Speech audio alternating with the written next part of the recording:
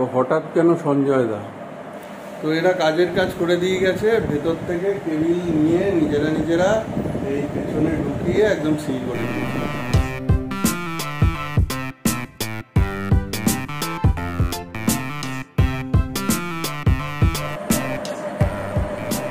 Good morning সবাইকে। আশা করি সবাই ভালো আছে, সুস্থ আছেন আর হ্যাপি আছেন।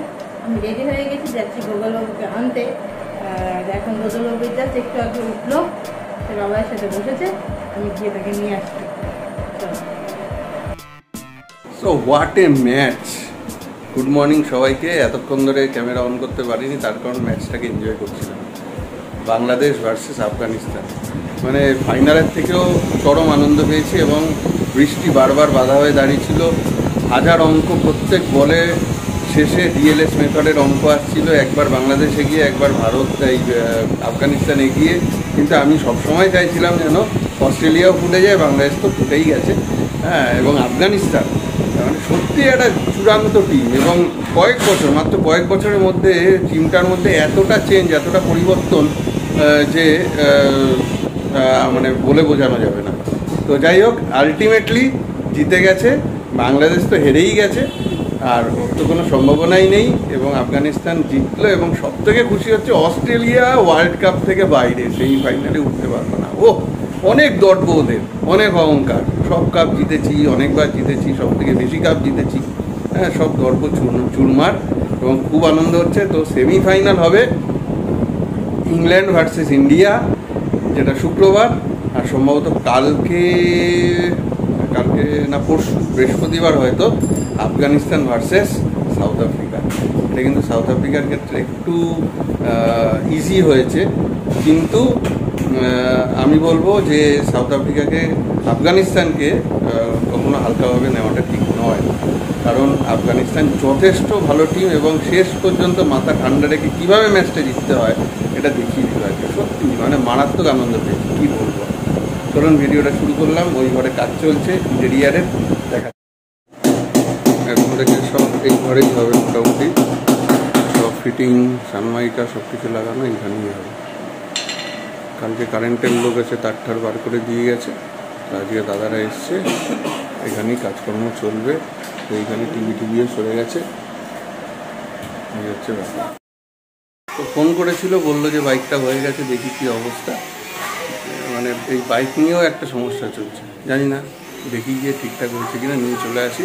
তারপর আরও কাজ আছে। আমাদের তো টিফিন হয়ে গেল, তুমি কি খাবে? আমি খাবো ছাতু শেষ করছি, আমার ভালোই লাগে। গরমে ছাতুর শরবত আমরা ডেলি খেতাম আগে। আর এদিকে নীলিমাটির রান্নাবান্না চলছে।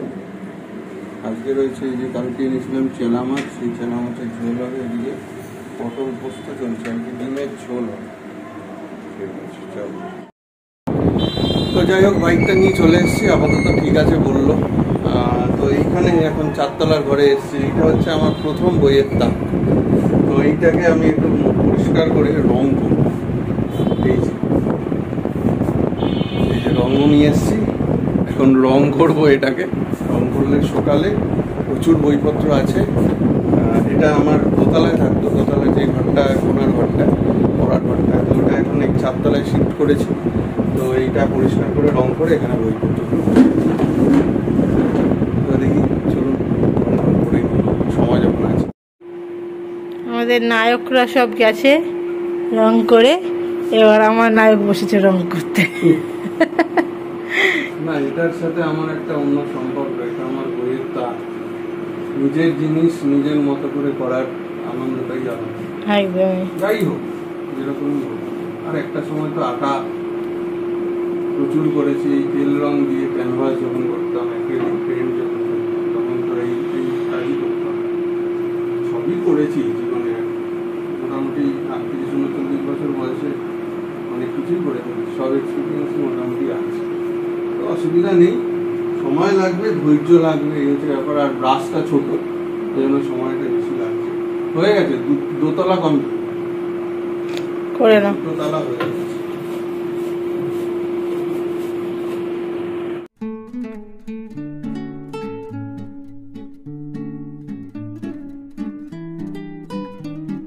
তো অবশেষে রং ডান। কেমন হয়েছে কমেন্টে জানাবেন, অনেক পরিশ্রম হলো। তো গোগলবাবু শুরু হয়ে গেছে ওদিকে লাঞ্চ। ওই যে গোগলবাবু লাঞ্চ করছে, বলছে ঠামকে দেখি আজকে কে যেতে, আমি না তোমরা। তো এখন হবে লাঞ্চ, 2টো বাজে, দেখাচ্ছি লাঞ্চ কি। আজকে রয়েছে আলু হচ্ছে ভাজা, পটল পোস্ত আর ডিমের ঝোল, একটু বাঁধাকপি রয়েছে টিফিনে হয়েছিল, আর চেলা মাছ। চেলা মাছ তো, হ্যাঁ চেলা। তো এই হচ্ছে আজকে লাঞ্চ। চলো। তো মোটামুটি ওপর থেকে নিচ অব্দি প্যানেলিং করা প্রায় কমপ্লিট। এবার তো ডিজাইনিং হবে। তো বেশ ভালো লাগছে এখন, আস্তে আস্তে দেখা যায় পুরো কমপ্লিট হলে আরো ভালো লাগবে।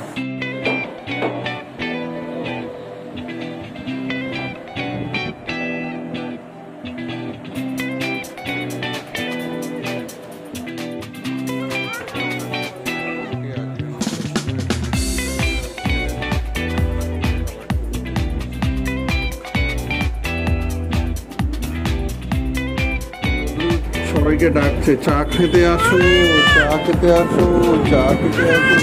ওই যে আমাদের চা তৈরি আছে। আজকে আমরা বারান্দায় বসে চা খাচ্ছি, তার কারণ এখানে সব দাদারা কাজকর্ম করছে, চা খাচ্ছে ওরাও। আজকে পরিষ্কার টরিষ্কার করবে, আজকের মতো কাজ এখানে শেষ। আবার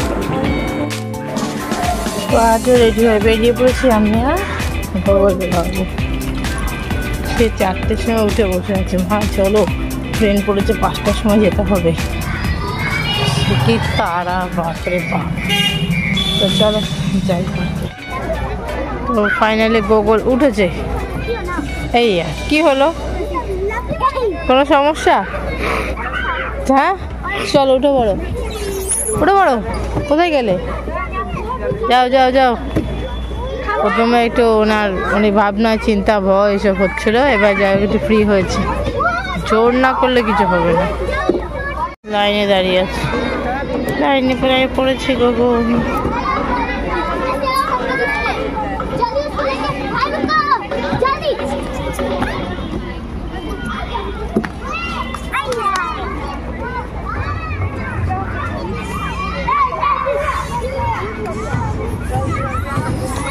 ওই বাবা, ওইটাই যাবে, ওইটা ওইটা ওইটা ওইটাই নামো।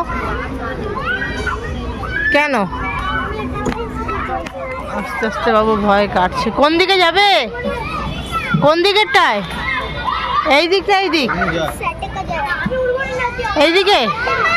আচ্ছা দাঁড়াও, আস্তে আস্তে আসো, আটকে যাচ্ছে না?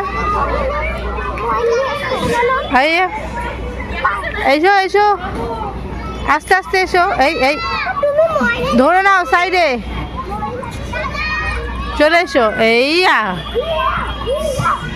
এই এই এই এই দাও। কেমন হলো এটা? এই যে গোগল বাবা উঠছে, আস্তে আস্তে ওটা ধরে ধরে মাঝখানে মাঝখানে পা রাখবে। Good good. চলো আস্তে আস্তে দেখে দেখে ওঠো। হ্যাঁ ওঠো, চলো চলো। হ্যাঁ হ্যাঁ, আয় তো। কে গেল? এবার নেমে এসো ওখানে, বসে বসে পড়ো। আসছে, আসো আসো, পা সোজা রাখতে হবে। এই আসো।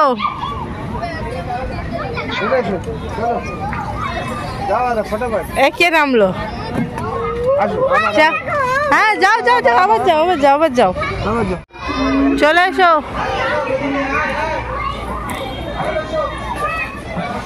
চলে এসো।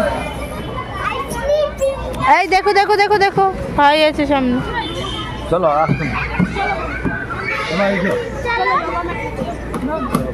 চলো। পড়াশোনা করছে, ওই যে পড়তে বসেছে। না না না, পড়ো পড়ো। দাদা ভাইটা পড়ো, তুমি তোমারটা পড়ো, তুমি তোমারটা পড়ো, পড়ো পড়ো। কি লেখা আছে পড়ো। মোচো মোচো। টিস্যু করে নিজেই মুছছে।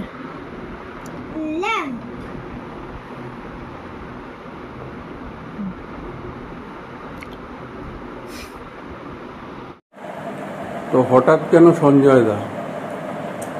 ক্যাবিনেটের দাদারা কাজ করে টেবিল লাইনটা টিভি থেকে খুলে ওই শোকেসের পেছনে ঢুকিয়ে রেখে দিয়ে গেছে। আর আমি কত চেষ্টা করলাম, কত কিছু দিয়ে কিছুতেই আনতে পারলাম না, বার করতে পারলাম না ওই দুটোর খাজের মধ্যে দিয়ে। তাই সঞ্জয় দাকে ডাকা হয়েছে, সঞ্জয় দা যদি পারে একদম ভেতরে ঢেসে দিয়েছে, বুঝলে তো। তো এরা কাজের কাজ করে দিয়ে গেছে, ভেতর থেকে কেবিল নিয়ে নিজেরা এই পেছনে ঢুকিয়ে একদম সিল করে দিয়েছে। তো মায়ের কেবিলে আজকে টিভি দেখা হবে না, কিছু করার নেই, কালকে আসবে এরা সব আবার খুলবে, পেছন দিয়ে আবার কেবিল বার করবে তারপর।